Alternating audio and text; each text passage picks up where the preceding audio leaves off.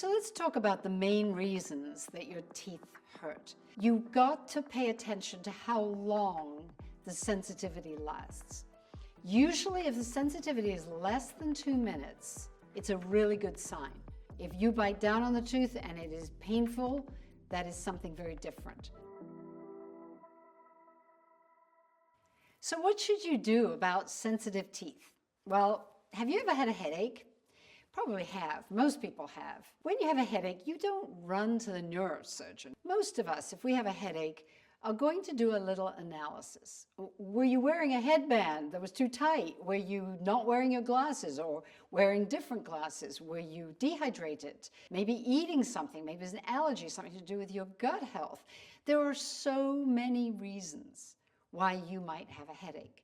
And before you run anywhere, you're probably going to do this self-diagnostic sort of thing.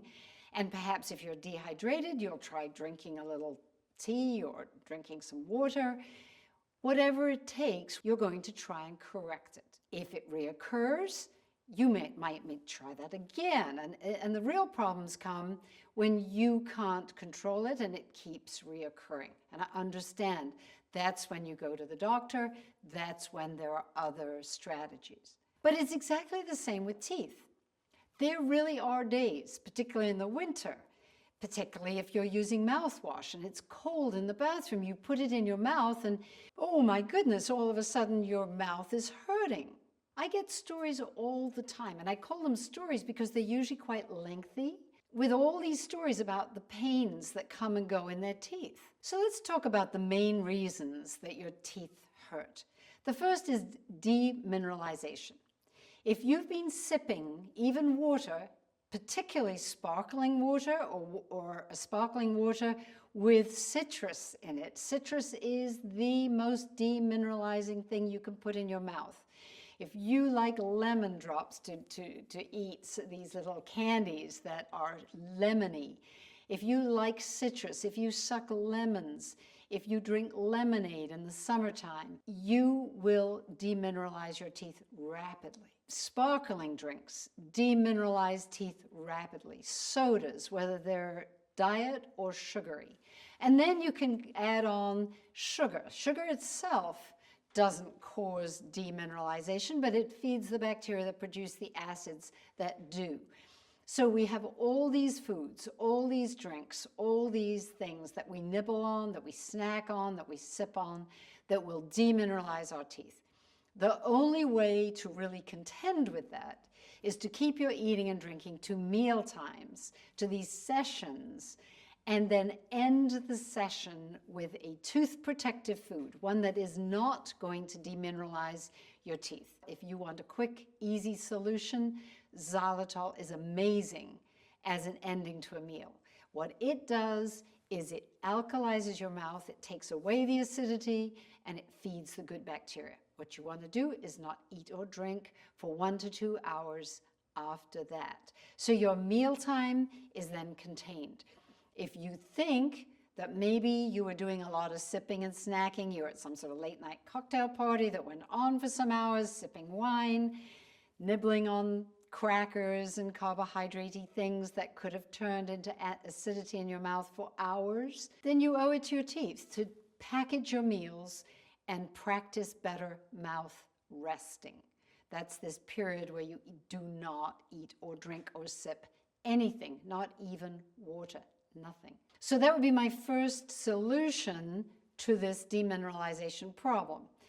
The other thing is to use sodium fluoride, dilute sodium fluoride mouth rinsing alongside a sodium fluoride toothpaste. What happens is the sodium fluoride is going to speed natural remineralization. It's going to allow your tooth to pull minerals into its surface, minerals that are in your saliva. I recommend sodium fluoride, and I recommend it as part of a system, a complete mouth care system. But check your toothpaste, check your mouth rinses, because there is a whole other strategy for getting rid of sensitivity. And if you buy a sensitive toothpaste, it will probably utilize stannous fluoride. And I do not recommend stannous fluoride. I want to make that really clear.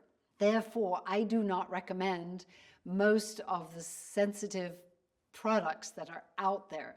And that reason is that those products kind of congeal, make these little plugs on the outside of your teeth. They are not a natural way to remineralize your teeth. Neither do I recommend hydroxyapatite, which again is more of a Band-Aid. What I want you to do is to repair, to put minerals from your saliva back into your teeth. And sodium fluoride speeds that process. Demineralization is the first problem. Think about maybe you caused that for some reason. The second problem is if you have recession, if your gums have receded and exposed the root part of your tooth that isn't covered by enamel. See, enamel is thick and doesn't let liquids percolate into the softer part of the tooth under the enamel. But if your gums have receded, they can expose the root of your tooth that is unprotected. And if you have a liquid against that unprotected dentin, it can make a pain that goes right into the center of your brain. It can be excruciating. If it's something cold, if you're having a cold drink and the roots of your teeth are exposed, it can be agony. If you have a hot coffee and the roots of your teeth are exposed, excruciating is the word I would use. So the reason that dentin is so sensitive is that it is exposing little ends to a cell that it lives by the nerves in the center of the tooth. This little cell is called an odontoblast, and it is a little round cell in the center, the pulp of the tooth, right by all the nervous parts of the tooth. And it has a long extension arm that is very sensitive to pressure and temperature. And if your dentist were to cut into dentin in your tooth without giving you an anesthetic, it would ignite this exact same sensation. This is why dentists use an anesthetic before they drill your tooth. And dentin is sensitive because of all these odontoblasts, all these little cells that run their arms through the tooth, specifically to identify changes in pressure, changes in temperature. And they tell this directly to the nerve, and the nerve in your tooth only has one sensation. And that sensation is pain, really sharp pain. It doesn't tell you, ooh, that's a little bit warm. It just feels pain. So what do you do? Well, rather like the demineralization, the secret lies in trying to soothe your tooth down again. You do not want to cause a lot of pressure change. If you get your toothbrush and actually rub it alongside the dentin, it can cause that excruciating pain. That's going to mean you want to brush above it or below that groove line where it's so sensitive. I tell people to brush on the inside of the tooth if they're having trouble on the outside. Make sure you're brushing your gums when you clean your teeth. That's important. But to brush right on that spot may be very sensitive.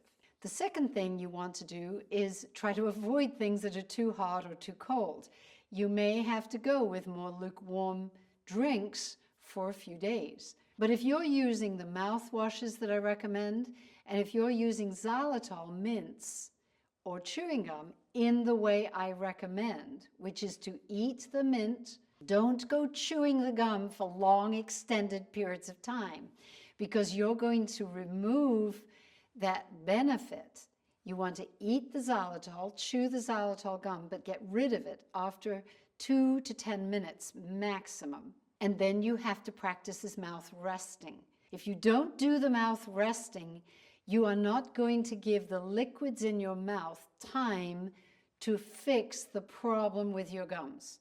You will hopefully get your gums to regrow back over that exposed dentin, especially if you use my complete mouth care system, especially if you do the gum massage I recommend with the kind of toothbrushes that I recommend, not brushing where it hurts, but brushing everywhere else. and give your teeth a few more days of this really gentle nurturing. Don't put xylitol in your mouth and squish it back and forth as if some people do this. They believe the longer they leave the xylitol in their mouth, the more effect it has. No, eat the mint in a normal pattern. The mint, the xylitol mints and gum, do their own pulling of saliva into your mouth, and it is that saliva that heals your teeth. It is not the xylitol. Because if you squish xylitol, some people will put crystals in their mouth and squish that back and forth around their teeth. Xylitol changes pressure. Do you remember I told you odontoblasts are pressure sensitive? If you squish xylitol around your mouth as if it's some sort of oil pulling event, you will make your teeth sensitive unnecessarily because you will be changing the pressure in your mouth. Don't do that. Just do it the way it's supposed to be done. Like everything else, a little is good, vastly more is not necessarily better.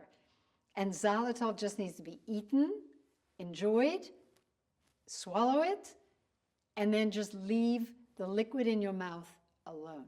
That's all you have to do. It's so simple. So if your teeth have demineralized and been damaged beyond just a surface demineralization, you may have a cavity, a caving in of your tooth. And they can behave in exactly the same way. You have exposed dentin, but this exposed dentin is inside. It's the inside of the tooth that's exposed. This is where the tricky part comes. You've got to pay attention to how long the sensitivity lasts. Usually, if the sensitivity is less than 2 minutes, it's a really good sign. I would recommend that you try really, really hard to reverse the cavity, to actually use the products, the xylitol, the mouth resting that I recommend, and try to get the tooth to mineralize itself as much as possible. Will that whole cavity go away? Probably not. But the thing is, the sensitivity may go away. If you had that sensitivity for less than 2 minutes, you get on my programs, you use the complete mouth care system, there's a very good chance that you'll give the tooth long enough for it to protect the nerve on the inside of it. And when eventually you go to the dentist and need a filling, you have less chance of that filling upsetting the tooth. Because believe you me, fillings themselves can be a huge cause of sensitivity. Ask anyone who's just had a plastic filling put in their mouth. If the dentist takes the filling out and replaces it, it's a good chance the nerve will be so upset that tooth will end up with a root canal. It'll die and need a root canal. So anything we can do to delay putting a filling in a tooth is a good thing. So I recommend, if that pain is less than 2 minutes, use my complete mouth care system for 3 to 6 months so that you will then go back and, if necessary, have a filling that is less likely to upset your tooth. So to recap, we've got demineralization, we have dentin sensitivity, we have sensitivity from a cavity of different sizes, and in all cases, the answer to all of these things is to practice the mouth resting and use my complete mouth care system for a period of time that feels comfortable. Now, if along the way, when you bite down on a tooth, it is painful, it is throbbing, it is not sensitive anymore, but it is a pain that is consistent, that starts without any hot or cold, that is an indication that you might have an infection, and you shouldn't wait. If you bite down on the tooth and it is painful, that is something very different. So that is something you need to go get an x-ray and make sure that the tooth hasn't already died and that now you need a root canal. So if you have any other questions, I would say leave them here. I have a book, the 2025 Kiss Your Dentist Goodbye book.